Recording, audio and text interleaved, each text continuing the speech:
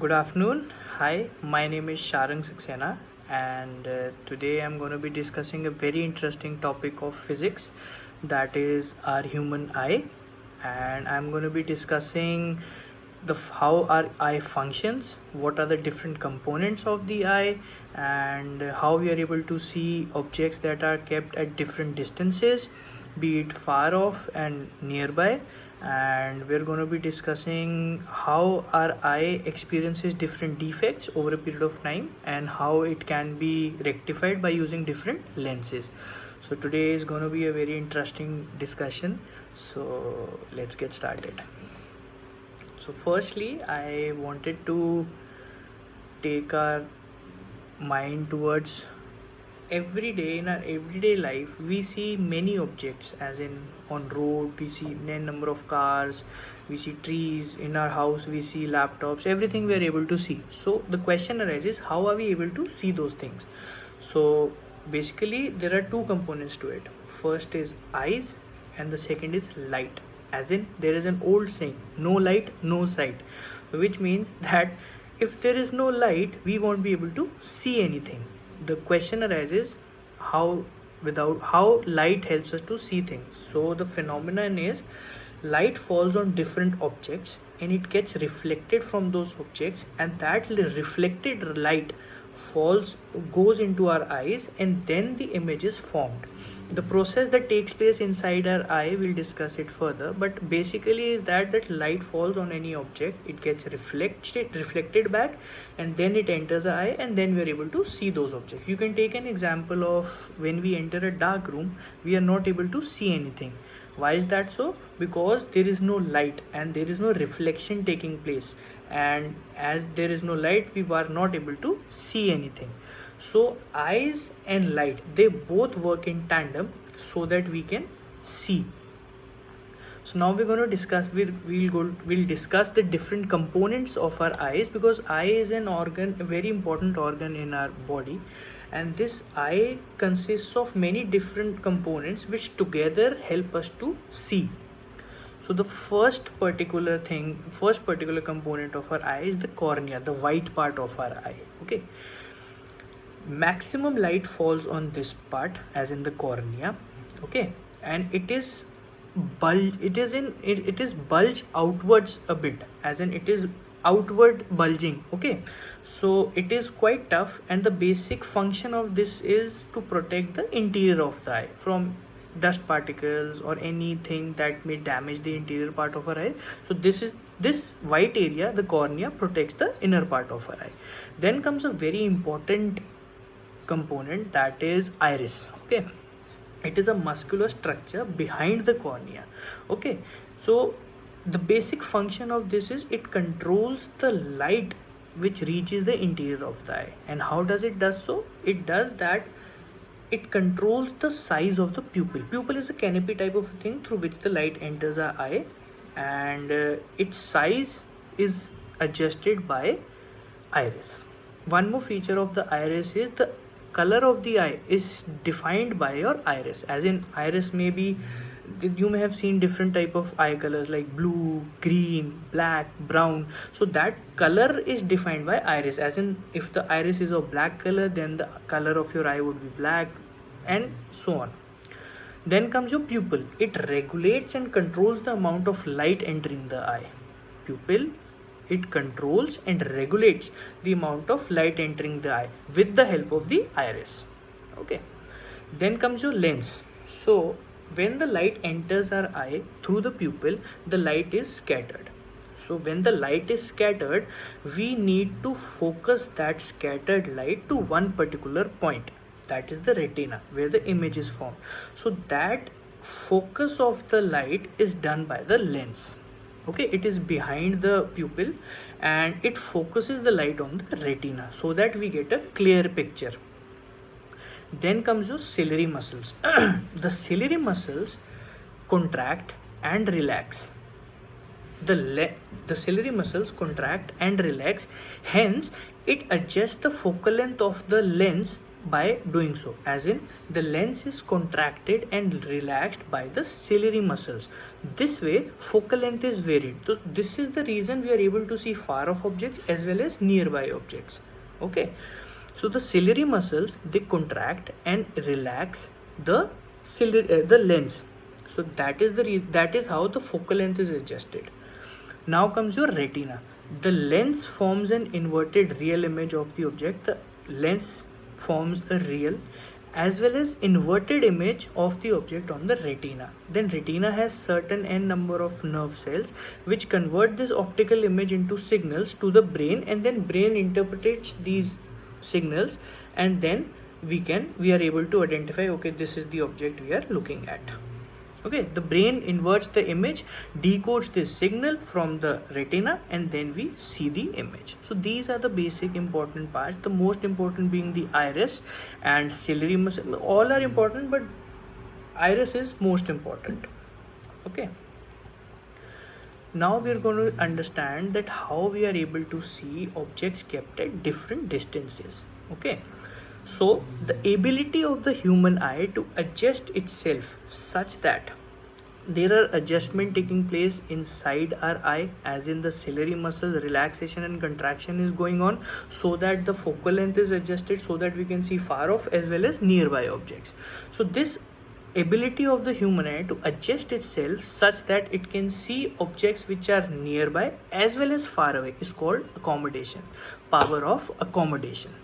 Okay, what happens is the ciliary muscles contract, they contract as well as relax depending on what type of image, at what distance the object is kept at. So first we'll understand when the object is nearby. When the object is nearby, the ciliary muscles contract. So when they contract, let's say this is the ciliary muscles contract, so this is the ciliary muscle and this is the curvature of the lens. So when the ciliary muscles contract, the curvature increases. See, normally it is like this. So when they contract, the curvature increases. Okay, so when the curvature increases, it gets more convex shaped. Convex means diverging. So we are able to see nearby objects because the focal length decreases and the curvature increases. So now the image falls on the retina. So we are able to see. The basic accommodating factor by which the eye is doing so is by taking a thicker shape. See, if I do this and it contracts, so the curvature increases, that means it gets thicker. So that way we are able to see, the image is formed and we are able to see nearby objects because it takes more convex shape setup. And when the object is far away, the ciliary muscle expand, as in like this. Normally it was like this, contracted like this, now it expands. So what, the curvature decreases. So when the curvature decreases, the focal length increases, as in when the focal length will increase, so we'll be able to see far off objects. So here the lens becomes thinner, it is relaxed, loosened into a less convex shape, and the focal length increases. The image again falls on the retina, then we are able to see the far off object. The accommodating factor of the lens is by taking a thinner shape. It gets thinner, as in earlier it was contracting, now it is expanding, so the curvature is thinning. Okay, now we know that there is a limit, as in when we read something, as we keep bringing that particular thing closer to our eyes, it starts getting blurry. This is because the focal length of the eye cannot be reduced below a certain minimum limit. There is a limit to which we can bring our book close to our eyes. After that it will become blurry. So this minimum distance at which the object can be seen distinctly without strain is called near point of the eye, which is, you must have read that 25 centimeters is a limit at which we can see clearly, and as we move closer to it, it gets blurry. So this 25 centimeter point from our eye is known as near point of the eye, and similarly the farthest point up to which the eye can see objects is known as infinity. It's infinity, till infinity we can see. Now as the eye muscles gets, see, there are three types of what is why is there a need to wear a specs? So that because the ciliary muscles which were automatically earlier adjusting the focal length are not able to do that, because if I'm wearing specs, so it is a lens that is doing the focal length adjustment work. The inside ciliary muscle is not doing that because the focal length is not adjusting. So now we'll go into defects of vision. There are basically three types of defects. Okay, first is myopia, second is hypermetropia, third is presbyopia. So basically is myopia is nearsightedness. You can learn it by this way: myopia is a smaller word as compared to hypermetropia. So myopia, near, smaller, so we can see objects at smaller distances, that is nearsightedness. As in, if a person has a myopia, then he can see nearby objects, and and cannot see far off objects. If a person has hypermetropia, is a longer word, so we can see longer distances.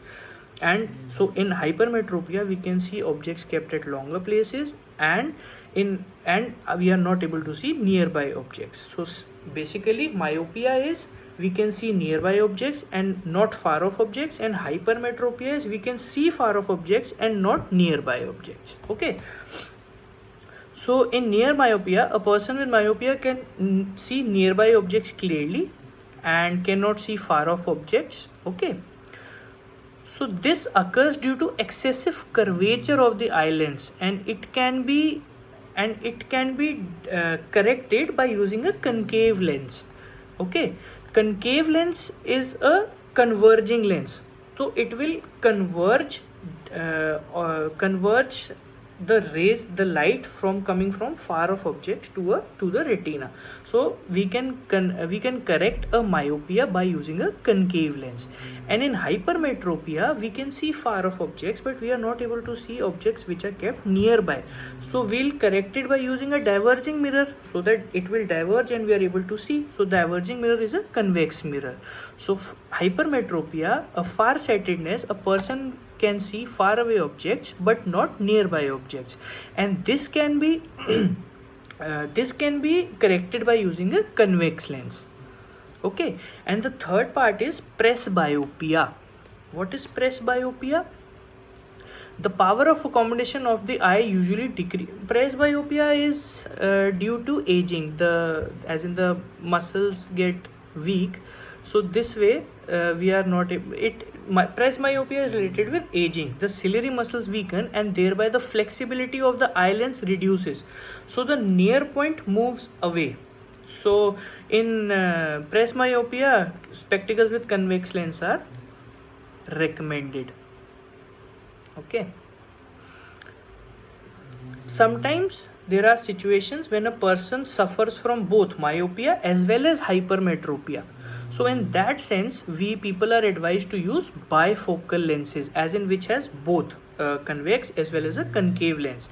Bifocal lens consists of concave on the top, on the upper position, because when we see far off object we are looking up, and when we see objects which are closer to us we are looking down. So the upper part of the spectacle is made of concave, and the lower part is made of convex. So this way a person can adjust its viewpoint by just adjusting the spectacles. Refractive eye defects can also be corrected by using contact lenses, as in there are different types of instruments that can be used, be it simple old school spectacles or the lenses. So this is it. So basically there are three types of defects that our eye faces. This is myopia, as the word is short, that means we can see objects nearby. Hypermetropia, which is long, which means we can see long, hypermetropia is a longer word, so we can see objects kept at longer distances. And myopia can be rectified by using a concave lens, and hypermetropia can be corrected by using a convex lens. And in presbyopia it is done by aging of, as we get aged our muscles become weak, so presbyopia happens. So I hope you liked it, and this is it, and that's all. Thank you.